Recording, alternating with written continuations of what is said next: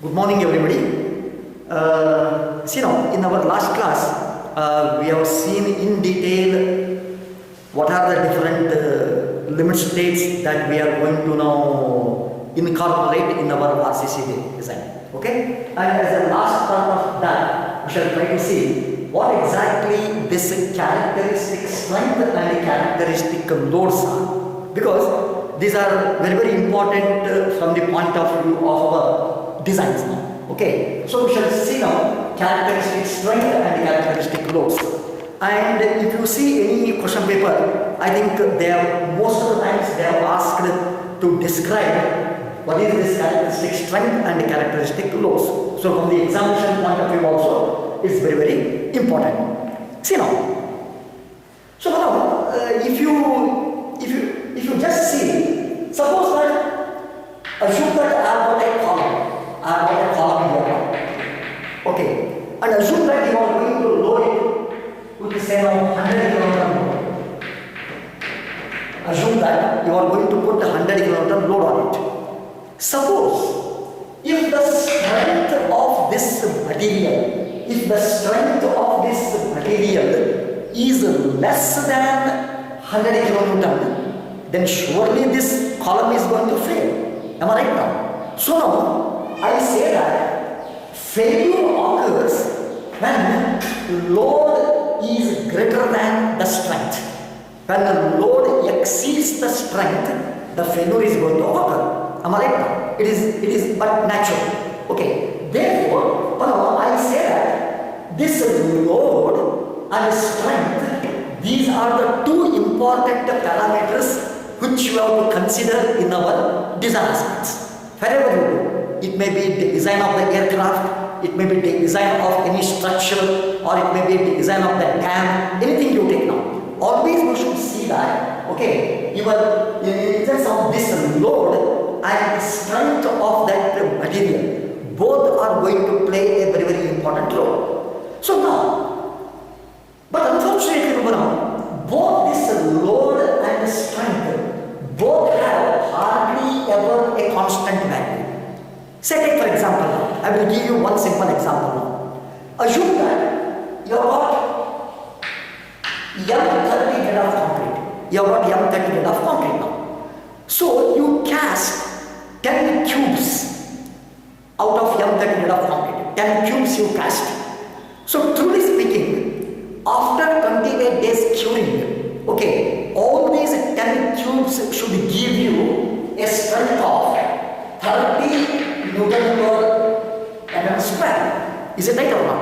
After 28 days of curing, it should give you 30 Newton per mm square. That is what we call it as M30 grade of concrete. But unfortunately, all the 10 cubes will not give you 30 Newton per mm square when they are subjected to compressive strength. What happens is now, one will give you 29.5, okay, another one will give you 29, another one will give you 28.5, another one will give you 30.2, another one will give you 30.5, etc., etc., etc. In a sense, there is a variation. There is a variation in the strength. All the things, actually speaking, it should give you 30 Newton per mm square. But no cube will give you exactly 30. One cube will give you so much, so much, so much, so much, so much. In a sense, all the 10 cubes will give you slightly different values. In the sense, I say that's why they are prone to variation. Your strength of the concrete or strength of the steel you take now. Okay, they are prone for variation. Variation is bound to occur. Okay, that is its characteristic. That is its characteristic. If you take concrete will show more variation because it is man-made on the site. Okay, whereas steel, if you take, okay, steel's variation in the strength is less. It's because steel is manufactured in the factory under some stricter quality control supervision. Am I right, sir? That's why I say concrete shows more variation than steel. Okay, variation is more for concrete. respect to strength of the material. Similarly, when I come to load, usually we say that the loads are divided into two, dead load and live load. Am I right now? Dead load and live load also have got some variation.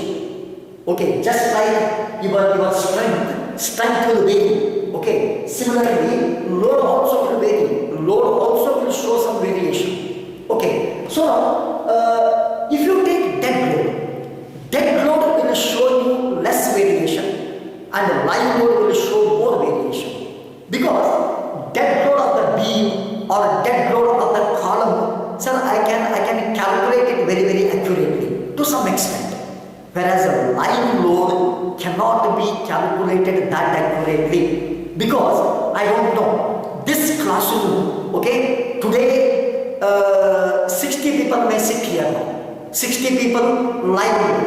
Okay, tomorrow the same classroom 100 people may sit.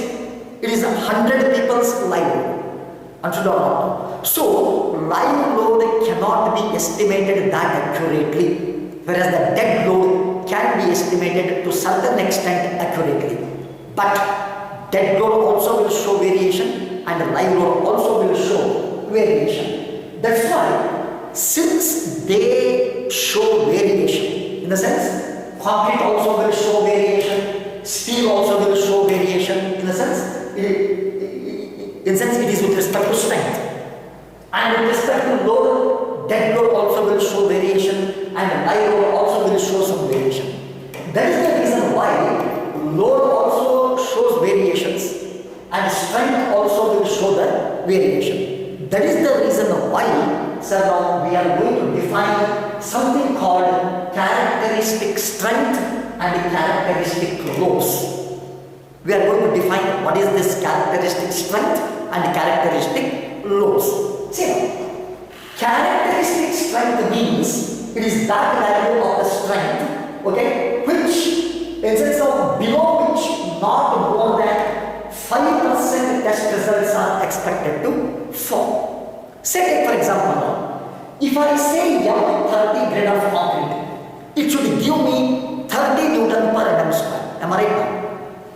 If some cube give me 29.5 Newton per mm square, then also I should consider it as M30 grade only.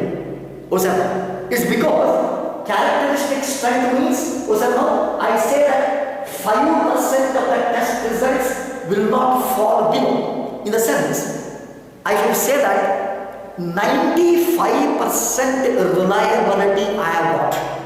Okay, only 5% of the test results may go beyond or below 30.